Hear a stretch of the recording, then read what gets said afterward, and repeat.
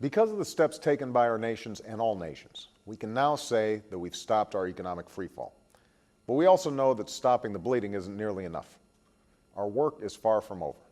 We know we still have a lot to do here at home to build an economy that's producing good jobs for all those who are looking for work today.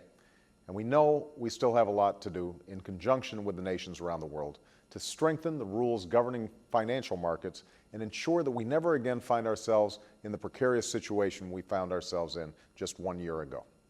As I told leaders of our financial community in New York City earlier this week, a return to normalcy can't breed complacency. To protect our economy and people from another market meltdown, our government needs to fundamentally reform the rules governing financial firms and markets to meet the challenges of the 21st century. We can't allow the thirst for reckless schemes that produce quick profits and fat executive bonuses to override the security of our entire financial system and leave taxpayers on the hook for cleaning up the mess. And as the world's largest economy, we must lead, not just by word, but by example, understanding that in the 21st century, financial crises know no borders. All of us need to act more responsibly on behalf of a better economic future.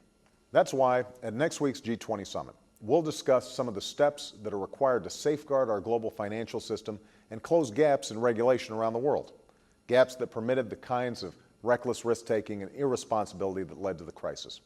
And that's why I've called on Congress to put in place a series of tough, common-sense rules of the road that will protect consumers from abuse, let markets function fairly and freely, and help prevent a crisis like this from ever happening again. Central to these reforms is a new Consumer Financial Protection Agency. Part of what led to this crisis were not just decisions made on Wall Street, but also unsustainable mortgage loans made across the country. While many folks took on more than they knew they could afford, too often folks signed contracts they didn't fully understand, offered by lenders who didn't always tell the truth.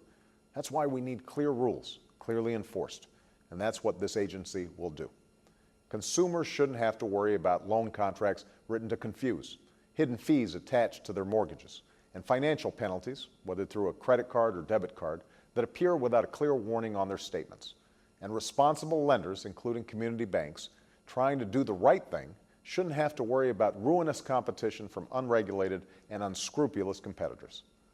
Not surprisingly, lobbyists for big Wall Street banks are hard at work trying to stop reforms that would hold them accountable, and they want to keep things just the way they are.